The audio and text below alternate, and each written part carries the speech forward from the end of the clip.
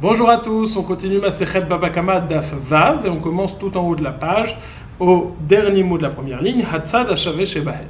Nous avions dit dans la Mishnah qu'il y avait 4 avot nezikim et on avait vu dans la Gemara que ces 4 avot, on pouvait en rajouter 2 puisque shor, lorsqu'on parle de shor, ça peut se diviser en 3 catégories, keren, shen, regel. Donc nous avions vu keren, shen, regel, bor, mavé qui représente l'homme, Ve à Hever qui est le feu. On avait vu que chacune de ces catégories avait des caractéristiques particulières. Par exemple, Keren, Kavanato lehazik, l'intention de créer un dommage. Shen, Hana les échos, il y a un profit qui est tiré. Regel, Hezeko Matsui, c'est une action habituelle, donc le dommage est fréquent. Esh, c'est quelque chose où il y a une force extérieure qui amène le danger. Bor, trilatasiato lenezek, dès le début, l'objet est amené et créé pour faire un dommage. Nous avons vu dans la Mishnah finissait par les mots suivants. Hatzad hashave shebahen, il y a un point commun à tous ces dommages. Quel est ce point commun? Chez Darkan liazik, ushmiratan alecha, ursheizik chavamazik leshalem tashlume nezek bemeita avaretz. Il y a un point commun entre tous les dommages, c'est qu'ils créent. Ils font des dommages et tu es censé garder ton objet. Lorsqu'il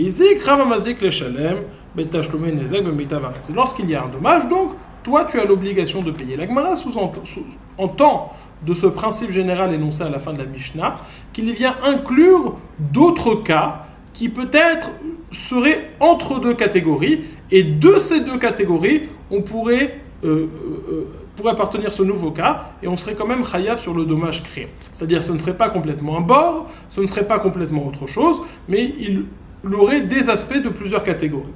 C'est ça que la Gemara demande, les atouye maï, qu'est-ce que cela vient-il inclure? On va voir 4 propositions de cas proposées par la Gemara, par Abaye, par Rava, par Ravada, par Rava, et par Ravina, qui vont à chaque fois nous proposer un cas qui et comme l'un, mais pas exactement. C'est pour ça qu'on a besoin de faire un passage de l'un à l'autre, d'apprendre de 2 cas types, de 2 avot nezikin, pour pouvoir rendre ce cas chayav. Quels sont les exemples? Amar Abaye, le'atouye avno sakino masao shenichan berosh gago venaflu beruach metsuya ve'eziko. Ça vient inclure le cas où quelqu'un aurait posé sa pierre, son couteau ou sa charge, il les a posés sur un toit, alors que le vent soufflait, ou pas alors que le vent soufflait, mais alors qu'il y a un vent fréquent qui possiblement peut venir et les faire tomber. Et donc il les a fait tomber, et il y a eu dommage qui ait lieu. Avant de rentrer dans le cas, la Gemara demande de quel cas parlons-nous exactement? Echidame. Si tu me dis que l'objet a endommagé alors qu'il est en train de tomber, ça, c'est comme le feu exactement. Le feu aussi, il y a un dommage qui est déplacé par le vent, et au moment, alors qu'il est encore en mouvement, le dommage se crée, ça c'est complètement le feu. Il n'y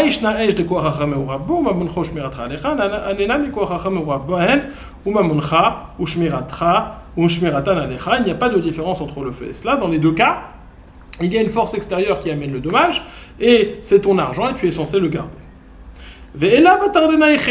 En réalité, donc, lorsqu'on parle de ce cas où il a posé quelque chose sur le toit qui est tombé, le dommage a eu lieu une fois que l'objet était posé par terre, quelqu'un a trébuché sur cela. Mais je comprends pas. Si il a rendu efker, donc de toute façon ça s'appelle un puits. Donc, ou c'est en mouvement que ça a créé le nezek, et donc ça s'appelle du feu, esh, ou alors c'est une fois que c'est par terre et que ça crée le dommage, et ça s'appelle un puits. Donc je n'ai pas besoin de 2 catégories. Dit la Gemara, Maïshna bor sheken trilatasiatan lenezek, ou mamoncha ushmiratan alecha, nami trilatasiatan lenezek, ou mamoncha ushmiratan alecha.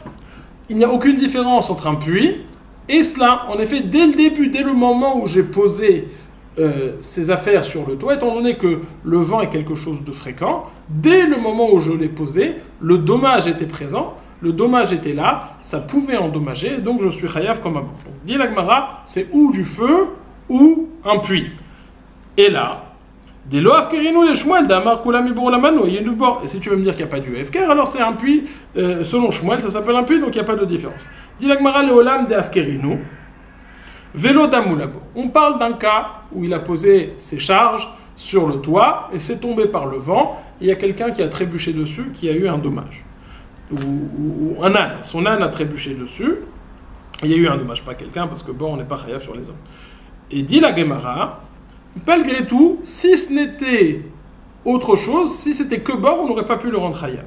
Le olam d'afkirin, vélo damou les bords, ça ne ressemble pas complètement à un puits. Ma les bords, sheken en koach acher meurav bo, tomar behane, shekoach acher meurav ben. Dans un puits, au moment où je crée le puits, il n'y a aucune autre force extérieure qui déplace, qui amène ce puits quelque part. C'est uniquement moi qui crée le puits est là où je l'ai creusé. Et donc uniquement dans ce cas-là, la Torah dit qu'il était chayav. Qui me dit que je suis chayav lorsque ce puits a été amené par du vent? Alors dit la Gemara, c'est pour cela que deux bords tout seuls, ça ne suffit pas pour un chayav. J'ai besoin d'utiliser la deuxième catégorie qui s'appelle esh. Ma les bords sheken en koach hachem uravot, tomar behane shekoach hachem uravot. Dit la Gemara, esh tochiach, dans le feu, je suis chayav, malgré le fait qu'il y ait une autre force extérieure qui a participé au dommage. Dit la Gemara, oui, mais au feu ça ne ressemble pas. Le feu c'est quelque chose qui se déplace et qui crée des dommages. Ça ne se déplace pas. Alors on dit bortochiach, le puits ça prouve, on voit que je suis chayav dans un puits, même s'il n'y a pas de déplacement. Donc voilà, d'entre cette notion de puits et cette notion de feu, on voit que finalement je suis chayav. Je suis chayav quand bien même c'est quelque chose qui ne se déplacerait pas, comme le puits. Je suis chayav quand bien même il y a une force extérieure qui a joué, comme le feu. C'est ce qu'on peut voir sur ce tableau, sur celui-là. Pardon, c'est pas ça. Avno ou sakino chez Inichan berosh gago venaflu beruach metsuya. S'il a posé sa pierre ou alors son couteau ou sa charge sur le toit et c'est tombé avec le vent fréquent. D'un côté, ça ressemble au puits, puisque trilatasiato lenezek. D'un côté, ça ressemble au esh, puisque koach acher meurav bo. Donc, d'entre bord et esh, je peux rendre ce cas chayav. Ça, c'est la réponse de Abaye. Rava propose une autre réponse. La touye bor amid galgel beragle adam ou beragle behema. Ça vient inclure le puits, c'est-à-dire que j'ai déposé des affaires, un couteau, une charge par terre dans le Reshut Harabim, et ça s'est déplacé parce que les gens ont donné des coups de pied dedans et ça s'est déplacé. Un moment, ça s'est arrêté et il y a un animal qui a trébuché dessus qui s'est blessé. Alors, avant de rentrer dans l'analyse pourquoi avons-nous besoin et de bord et d'autres choses, la Gemara va développer. Echidame, de quel cas parlons-nous? Ide afkarinu ben nerav ben leshmuel hainu bor. Maïshna bor sheken trilat asiyatan lenezak ou shmiraton alecha anenami trilat asiyatan lenezak ou shmiratan alecha. Si tu dis qu'il a rendu sa FKR, a priori ça s'appelle un puits, puisque un puits, lorsque je l'ai fait, c'était apte à créer un dommage. Là aussi, lorsque j'ai posé ça dans le Reshut Harabim, c'était apte à endommager. Et il n'y a pas de différence entre ça et un puits, à partir du moment où je l'ai fait FKR. Et là, de l'eau afkirinu, le shmuel d'amarkou, la mebour la manou, aïnou bor. Et si j'ai pas rendu sa FKR, alors même selon shmuel, ça s'appelle un puits. Dit la Gemara, le olam d'afkarinu velo damo les bords, ma les bords sheken ma'asav garmulo, tomar be'ane shen ma'asav garmulo. Dit la Gemara, non, finalement ça ressemble à un puits, mais ça ne ressemble pas complètement à un puits, parce que si ce n'était que la notion de bord, je n'aurais pas pu rendre ce cas chayav. Pourquoi? Parce que ce puits, c'est pas complètement lui qui a amené le dommage. Il y a quelqu'un d'autre qui a amené le dommage. Ça ressemble à la svara précédente, la Gemara utilise des termes différents, ma'asav garmulo. Et donc si ce n'était que la notion du puits, j'aurais pas pu rendre ce cas chayav. Ma les bords sheken ma'asav garmulo, tomar be'ane shen ma'asav garmulo. On dit la Gemara, sho yochiach, que le taureau, je vois que lorsque mon taureau endommage, je suis chayav, même si ce n'est pas moi qui ai entraîné ce dommage, donc je vois que je n'ai pas forcément besoin d'être l'acteur du dommage pour être chayav. Dit la Gemara, ma les shor sheken darko lelech ou lehazik. Ah, mais dans ce cas-là, le taureau, je suis chayav uniquement parce que c'est quelque chose qui se déplace, et mon puits ne se déplace, et mes objets ne se déplacent pas. Bor yochiar, vechazaradin, l'oreizé kareizé, veloreizé kareizé. Et le fait, et donc, d'entre le din de bor et le din de shor, je vais pouvoir apprendre ce cas de bor amid galgel beraglad. C'est ce qu'on voit ici. Bor amid galgel beraglad adam, il a un aspect de bor et un aspect en un aspect, il ressemble à un puits, en un aspect, il ressemble au taureau. En un aspect, il ressemble au puits, puisque Trilat, Asiyatan et Nezek, ça a été fait comme le puits, depuis le début, c'était prêt à endommager. D'un autre côté, ça ne ressemble pas au puits, puisque En Maasav Garmulo, le puits, il a fini complètement, et c'est lui qui, de ses actions, est arrivé le dommage. Tandis que là, qu'il y a eu une action intermédiaire d'autres personnes. On dit oui, ça c'est pas grave, puisque je vois que dans le champ, même si c'est pas ton action qui fait tout, tu es chayav. Alors là aussi, même si c'est pas ton action qui fait tout, tu seras chayav. La Gemara dit, ah mais dans Shor, il se déplace. Elle dit, oui, dans Bor aussi, il se déplace pas, je suis chayav. Donc je vois que l'élément de se déplacer n'est pas fondamental. Ça, c'est le deuxième exemple. Passons au troisième exemple. Ravada Barahava Amar Leatouye Adetania. Ravada Barahava nous dit, ça vient inclure ce que nous avons dit dans une braïta. Qu'avons-nous dit? Kol elu shamu potkim bivotem begorfin marotem begorfin marotem bimot achama enaem reshut bimot akshamim yeshleem reshut. À l'époque, ils n'avaient pas de système d'égout développé et donc de système d'évacuation. Et donc, on a dit, est-ce qu'on peut vider ces égouts et ces ordures dans la rue? Bimot achama enaem reshut. C'est interdit de faire alors qu'il fait beau, de jeter dans la rue, c'est interdit. Mais bimot akshamim, alors qu'il pleut et que la rue est de toute façon sale, il y a de la boue, alors Chachamim ont dit, Yesh Lahem Reshut, tu as le droit de jeter ça dans la rue. Déplacer tes ordures, en été tu n'as pas le droit, en hiver tu as le droit. Malgré tout, même si tu as la permission de le faire, Afalpi chez Birshut, Imeziku, Chayavim Leshlem, même si tu avais l'autorisation de faire ça, lorsque tu as jeté tes affaires dehors et que quelqu'un s'est blessé avec, quelqu'un ou un animal s'est blessé avec, tu seras Chayav. Alors, dit la Gemara, de quelle façon ce que tu as jeté, ça a endommagé quelque chose.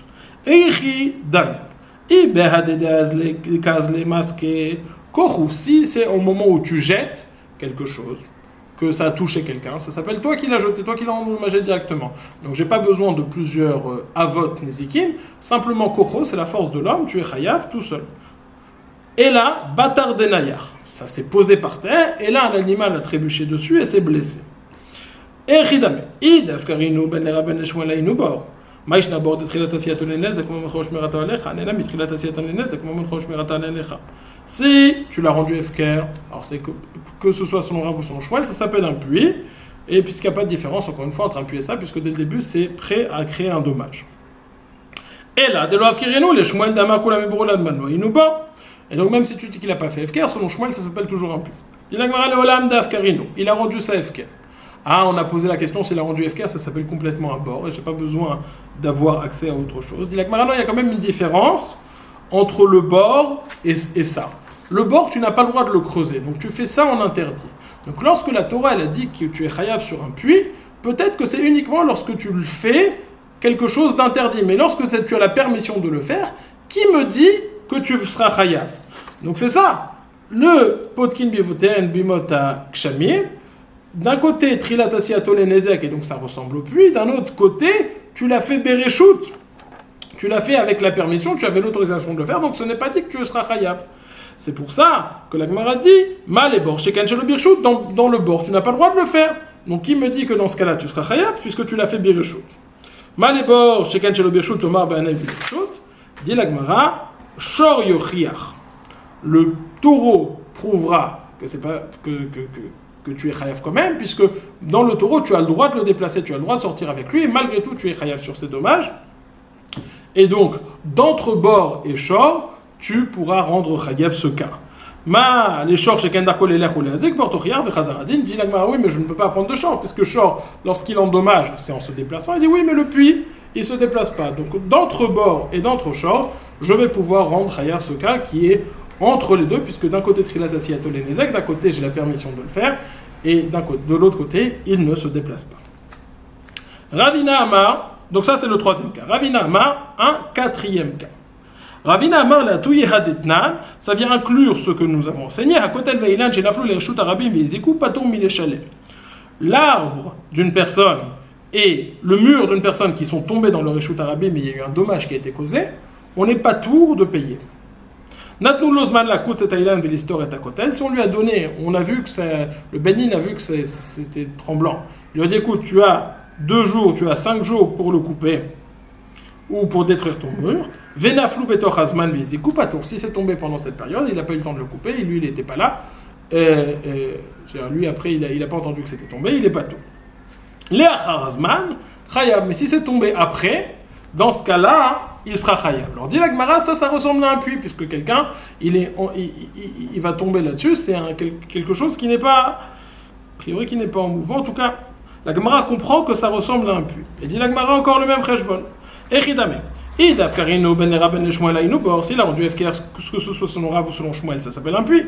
Maïshna Bor de Ezekomatsu Shmirato Alecha, Nenami Ezekomatsu Shmirato Alecha. Ça ressemble à un puits, puisque la Gemara appelle ça Ezekomatsu. Il ne va pas confondre avec le Ezekomatsu de Regel. Là, on parle de Ezekomatsu, c'est un dommage qui est fréquent, un peu moins fréquent que Regel. C'est-à-dire que c'est par une action. Pas exactement comment expliquer cette présence de Ezekomatsu ici. En tout cas, ça ressemble, dit la Gemara, que ça ressemble à un bord, puisque le dommage est assez fréquent. Donc, en ce point-là, ça s'apparente à un puits. Oshmiraton alecha, nenami, Ezekomatsu, Oshmiraton alecha, il doit kirenu le shmuel, kulami boro la madloa, inuba. Dit la Gemara, et si tu veux dire qu'il n'a pas fait FK, malgré tout, selon Shmuel, ça s'appelle toujours un puits. Donc, pourquoi est-ce que ça s'appelle, pourquoi est-ce qu'on aurait recours à deux avot? Alors, dit la Gemara, d'un côté, ça ressemble au puits parce que Heizeko Matsui, Rachid précise pas autant que Regel, mais un peu quand même, et donc c'est comme bord. D'un autre côté, ça n'a pas été fait depuis le début pour ça, et donc en cet aspect, ça ne ressemble pas au puits. Sur ça, on dira Shor Yochiar. Shor Yochiar, que le taureau, il va prouver que même si le taureau, il n'était pas là pour créer un dommage depuis le début, malgré tout, il est chayat. Mais le shor, tu ne peux pas ramener de preuve parce que le shor se déplace tandis que le bord ne se déplace pas. Bor Yochiar, velo reize kareize, vechazaradin, reize kareize, velo reize kareize, etc. En tout cas, voilà, on a fini le quatrième exemple. C'est des sujets qui sont assez compliqués et assez longs. On peut essayer de définir chaque ave, quel est l'aspect particulier. Là, on l'a fait assez rapidement et sans rentrer dans trop de détails, mais ce sont des sujets qui demandent plus d'approfondissement. En tout cas, je reprends la ligne directrice. On a vu dans la Mishnah qu'on a donné un principe général. On comprend que ça vient inclure d'autres choses qui ne rentrent pas uniquement dans les catégories de shor, de bord, etc. Et on a donné 4 exemples. Premier exemple, c'est lorsqu'on a posé des choses sur un toit qui sont tombées Beruach Metsuya avec un vent fréquent, et on a appris ça de bord et de Esh, même s'il y a une force extérieure, c'est un puits avec une force extérieure. Ensuite, on a vu le bord qui se déplace dans le Reshut Arabim, c'est un puits avec une force extérieure, avec l'action de quelqu'un d'autre, et ça on a appris de bord et de shor.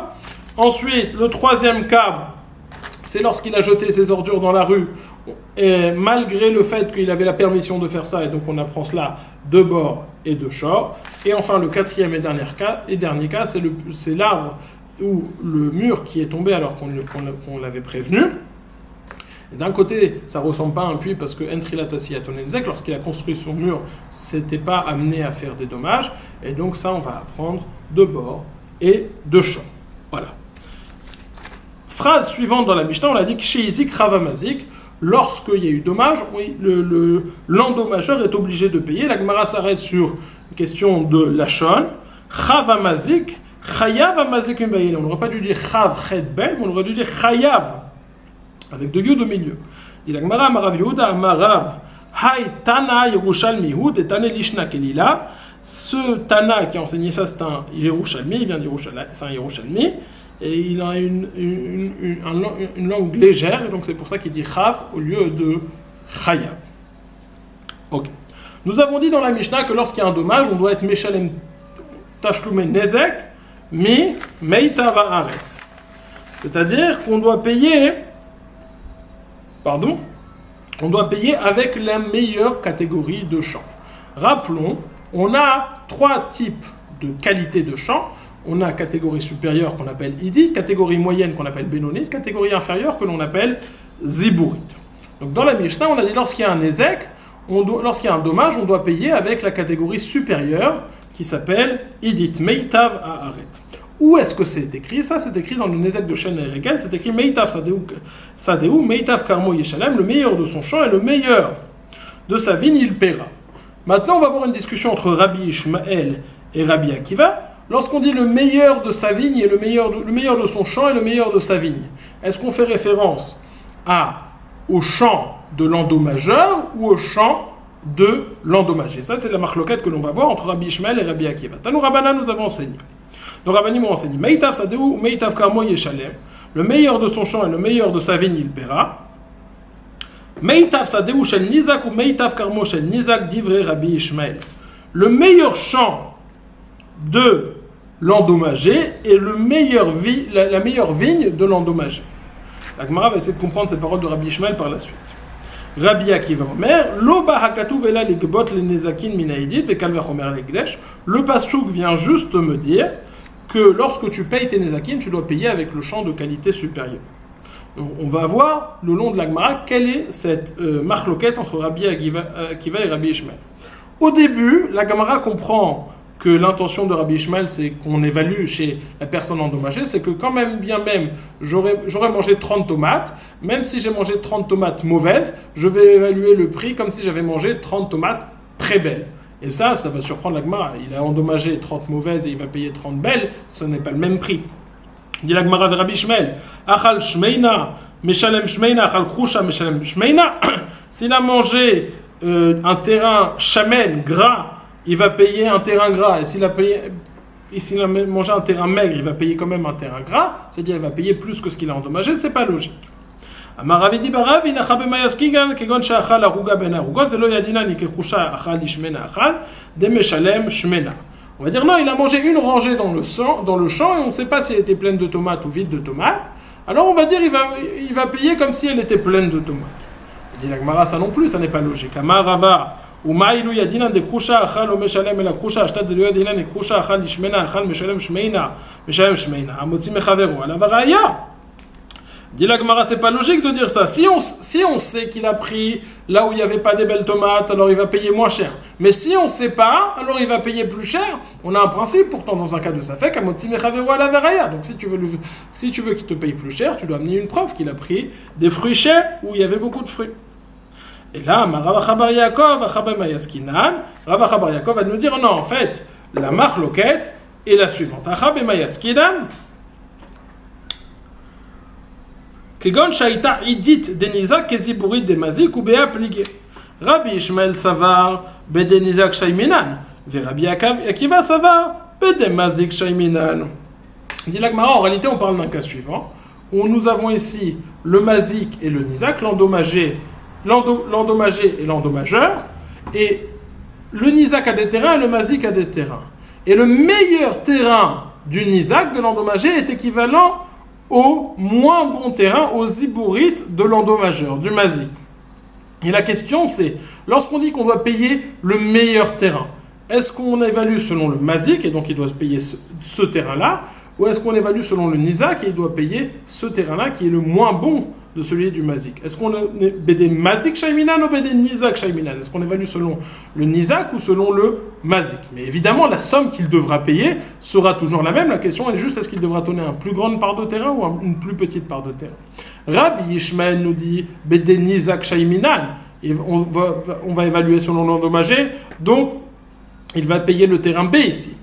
Tandis que Rabbi Akiva nous dit Bédé Mazik Shaiminan, il doit donner le meilleur de son terrain à lui. Et c'est donc le terrain A qu'il va devoir payer. Dit la Gemara, Maïtama de Rabbi Ishmael. Pourquoi est-ce que Rabbi Ishmael nous dit que ce terrain fait Metav Sadeu, Metav Karmo Yeshalem, ça fait référence au Nizak? Neemar Sadelema, t'avais Neemar Sadelema là. Mais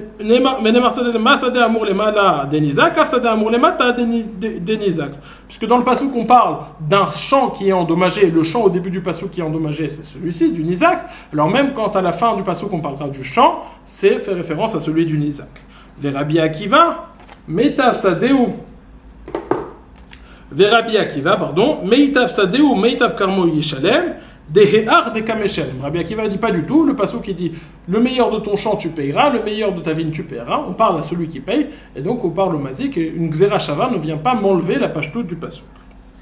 Mais Rabbi Akiva, ve Rabbi Ishmael, an Xera Shava ve an Ekra. Rabbi Ishmael il utilise et la Xera Shava et il utilise le passouk. Un coup il évalue avec le nizak, un coup il évalue avec le mazik. Ah an Xera Shava kedeka amina. Là, ça marche, la Xera Shava, qu'on va aller selon le champ du Nizak, comme ce qu'on a dit. Dans ce cas-là, il va devoir payer uniquement en fonction du Hidit du Nizak et pas du Hidit du Mazik. Et Ha'ane Kra, qui gagne les Mazik Hidit, Veziburit, Hidit, Veziburit, Veidit le Nizak. Veziburit de Mazik, lo Shavek Hidit de Nizak, de Meshalem le Mitav d'Hidit, de Lomat Samarle, Ta'ad Gabe Miziburit, et là Gabe Mitav. Lorsqu'on dit qu'on évalue selon le Mazik, on parle d'un cas où le Hidit du Nizak, il est ni équivalent au Hidit du Mazik, ni équivalent au Ziburit du Mazik. Et dans ce cas-là, la question se pose. Si on va selon le Nizak, qu'est-ce qu'il doit payer? Il doit payer des Ziburites ou il doit payer des Mazik? Du Mazik. Dans ce cas-là, Rabbi Yishmael nous dit, je fais le pasouk Kepshuto qu'on évalue selon le Mazik, il va devoir payer le meilleur champ qui lui appartient, il va devoir lui donner des hidit. Voilà, la suite, ça commence la sugia qui va finir, qui va continuer d'Afzaïn, la notion de Kalvachomer et Egdesh que nous avons mentionné. Donc on va développer plus tard. On a fini le Davav, je reprends ce qui a été dit. Point numéro 1 du Davav, on a vu que dans la Mishnah, on a dit un principe général, ça venait inclure d'autres cas qui ne rentraient pas complètement dans une catégorie, mais qui étaient à cheval sur 2 catégories. On a donné 4 exemples à cela. Deuxième point, la notion de Chaf Chayav, bon. Et troisième point, lorsqu'on dit qu'on doit payer du Hidit, est-ce qu'on évalue en fonction des champs Hidit du Mazik ou du Nizak, de l'endommageur ou de l'endommagé?